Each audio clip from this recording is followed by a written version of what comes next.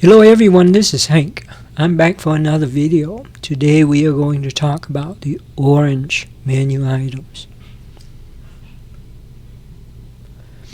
Okay, the orange menu item has to do with custom functions. There are three main ones. Exposure is one, 2 is autofocus, and 3 is for operation others. Today we are going to talk about C.Fn 1, which has to do with exposure. Okay, there are 7 sub-menus for C.Fn 1. The first one is the exposure level increments. This is where it allows you to select the increment for your AV and TV. The default is 1/3 of a stop, so meaning that every time you change the AV value or the TV value, it changed by 1/3 of a stop. So if you want to change one full stop, you got to do 3 clicks, right? Now if you switch over to option 1, then you only have to do 2 clicks. In return, you don't have as fine an adjustment as 1/3 of a stop. Okay, so give and take. Now let me kind of show you what exactly does that mean. You probably already know, but okay, for example, in this one, right now the setting here shows me that I have the right exposure, correct? Now if I want to decrease my shutter speed, okay, to make it brighter by 1 stop, I can click 3 times to get 1 full stop change, right? Similarly, I can reset by go 1, 2, 3 to get down to 1 f-stop. Same goes with the aperture. 3 click, and then I got that 3 clicks to the other way, and I get down to 1 full stop. So that's what it means. Okay, go back here. If I change it to half a stop,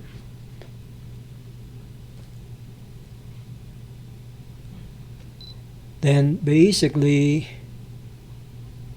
I only have go 1, 2, and then I got 1 full stop. 1, 2, go back, right? 1, 2 with the aperture. 1, 2 with aperture. Right? So that makes sense. Now with the ISO, okay, it's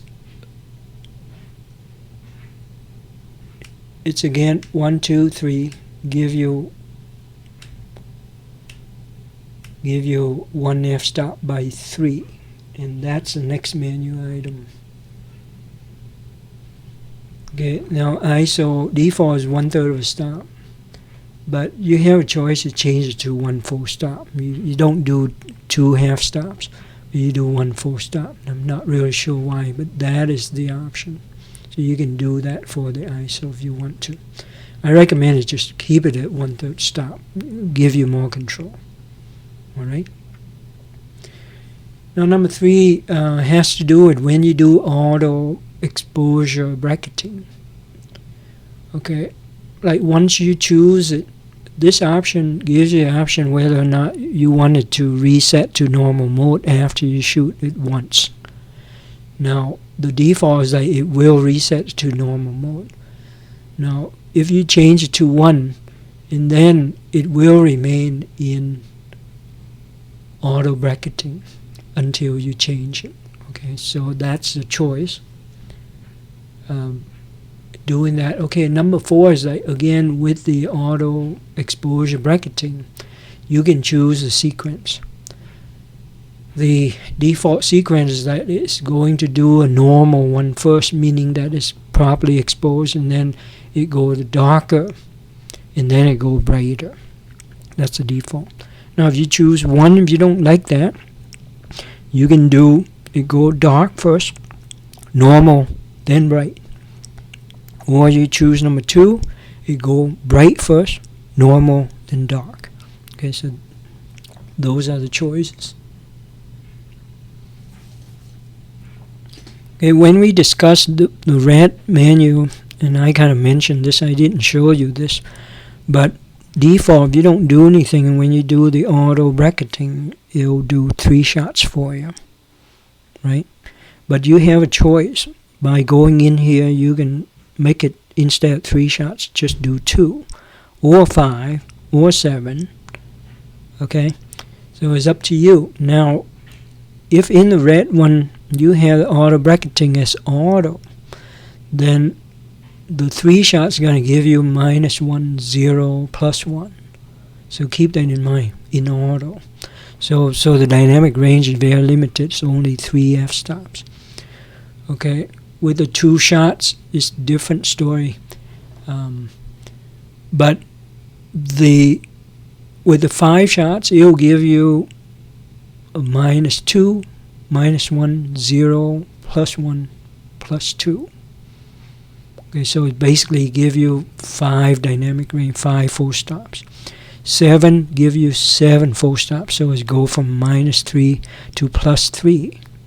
Okay, so when you're in doubt, you're not really sure whether or not you can capture the entire dynamic range, and you don't really want to do manual, and you set it to auto in the red menu, and then you choose 7 shots, and that'll give you 7 dynamic range, 7 EV. Okay. Now, safety speed, safety shift. The default is disabled. Okay. So basically, what is exactly safety shift? So basically, we're talking about when you're using semi-automatic mode. So you, for example, AV-TV, for example, and for whatever reason, the cameras just don't have enough light or too much light,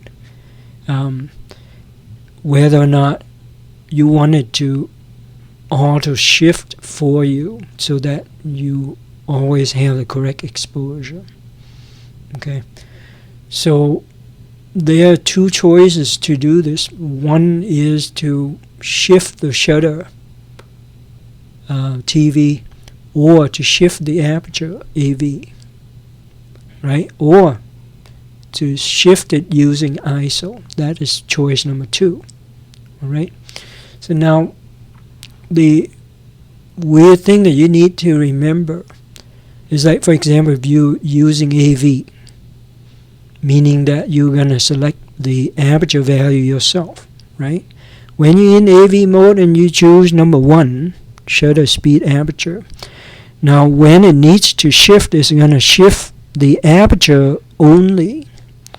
So for example, if you want your aperture to be 1.8, and this thing is going to shift, you're not going to get 1.8. So that's kind of defeat the purpose. If you choose number 2, it's going to shift the ISO instead, so it will maintain your aperture. Same with shutter speed. When you choose TV and like say you want to take birds in flight and you want it to be 1/1000, if you don't have enough light, it's going to shift it to 1/500. Now, whether or not you like that or not, that's up to you, but normally you would not like it so much. I would recommend that to choose number 2 if you want a safety shift. Okay, I'm going to try to demonstrate this to you, to hopefully it will make a little more sense what we're talking about, okay, by setting it to shutter speed aperture and show you the impact. Okay, right now manual is not going to show you anything because it's manual, but I'm going to switch it over to AV mode and show you. Okay, so AV mode, Okay, right now, what I'm going to do, just to make it really easy, because if I go down to 30 seconds, there's a lot of stops in between, and I may not be able to do it. Okay, so I'm going to do the opposite. I'm going to increase the light by changing the ISO. And I'm going to force this thing to peak out at 1/4000, and then after that it will be forced to shift, safety shift for you. Okay, in this example, I'm using AV, and I want my depth of field to be really shallow by setting this thing to 1.8. Okay, so that is the premise, and I will show you the safety shift effect that it may have on you. Okay, so right now what I want to do is bump it up to 1/4000 by changing the ISO. So I'm going to do that. Crank the ISO up to something really high.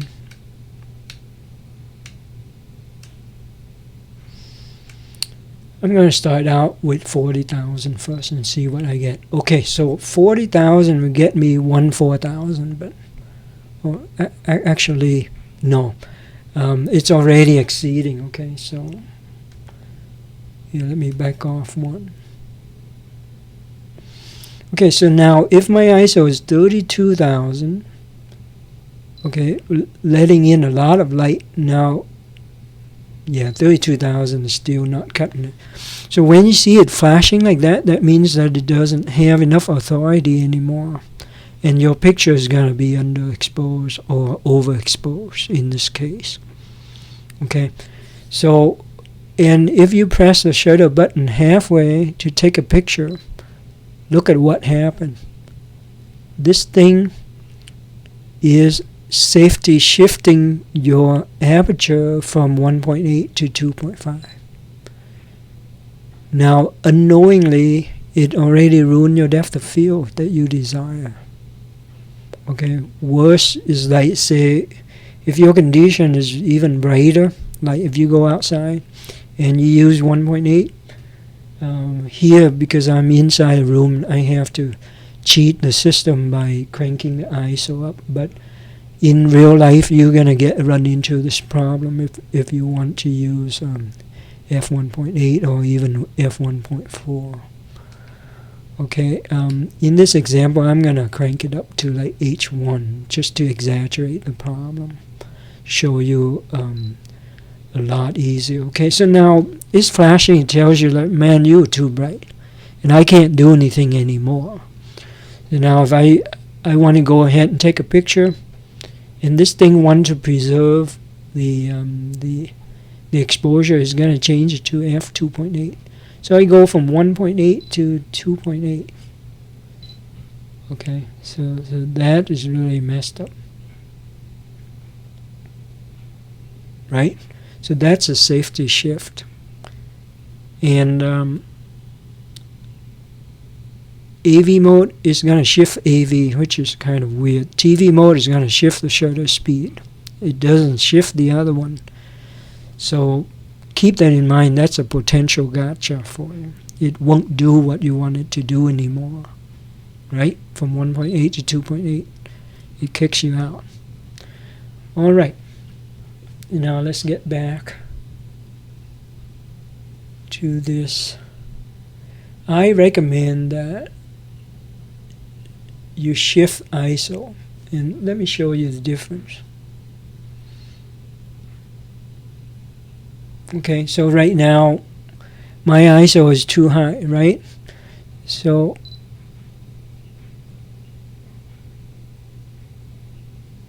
okay, so it goes ISO from 56,000 to 16,000. So now it preserved the aperture for me, right? It even go down in shutter speed a little bit, but so because I'm using AV for the purpose of being able to use 1.8, now I got my wish. So ISO protection is better than AV-TV protection.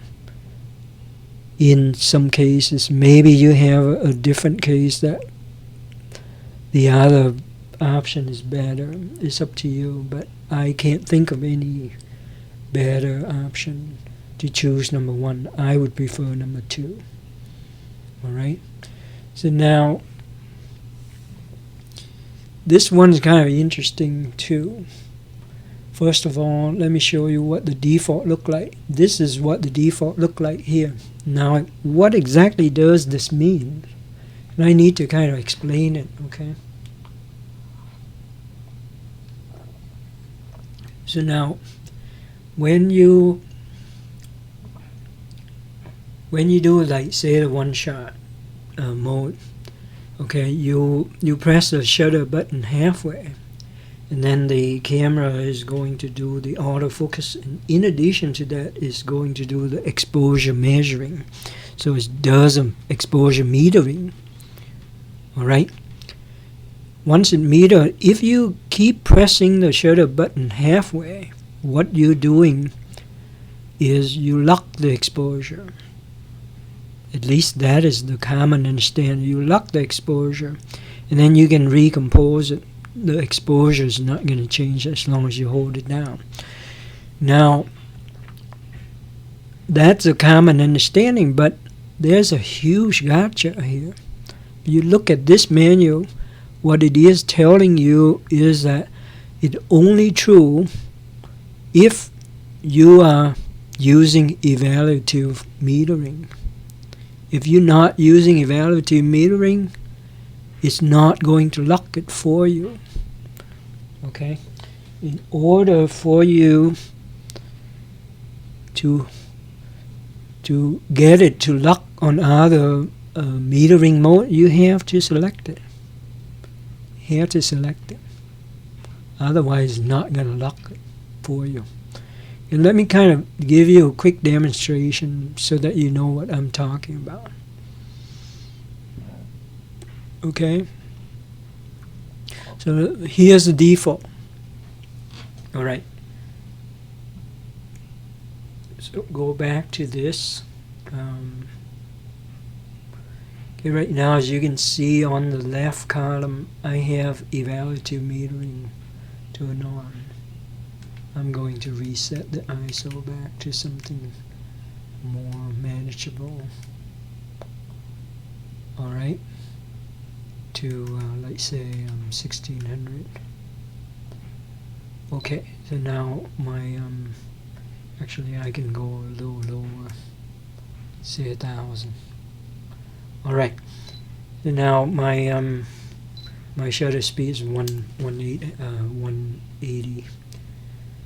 Alright, now to demonstrate this, okay, I'm in evaluative mode, so my exposures should be locked. Okay, so now I'm going to focus. My exposure is locked at 180 f1.8. ISO is fixed. And now if I recompose, right, I recompose over here, which is obviously a lot darker.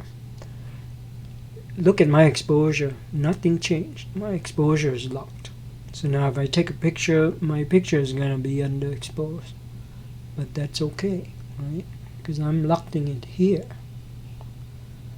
Okay, so that is what that means. So now, the other metering modes are not locked, so I'll show you what that means. Okay, by changing this thing to something else, like partial metering. Okay, so now it's going to measure right there. Okay, so now I press the shutter button halfway, it's going to focus, and it's also capture the speed. Look at the speed, okay, 250. I'm holding down the shutter button, moving over here. Look at it, it's changing. So it's not locked. It's changing so that it preserves the new exposure. Okay, so you see the difference. The other ones are locked. This one it doesn't, and it doesn't lock for any other mode except evaluative metering by default. So you gotta be careful if you expect it to lock. you have to go and click the other options. Okay? So keep that in mind. You go in here, you click on it. And then everything is going to be locked. It's up to you how you use it. Okay. I expect it to be locked all the time in any of the mode. Your mileage may vary. But okay, with that, I think this menu here kind of holds some surprises. Potential gotcha there. To be frank, before I looked into this this afternoon, I didn't know about this one. I thought it's always locked for all modes, but it's not. Alright? With that, I thank you very much. Sorry, this is a pretty lengthy video.